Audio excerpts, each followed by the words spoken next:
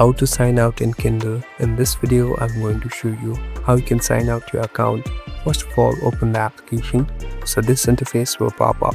Now here on the right bottom, you can see this more icon. Simply tap on more. So these are the different options and settings available. Here on the bottom at the last option, you can see sign out. Simply tap on sign out. So before doing it, make sure you have your ID and password saved, because later you might need it. So tap on sign out. Now again be confirm and tap on sign out. So it will take some time and I'm getting logged out from my account. So I'm done. Now you can log in back again by using your ID and password later.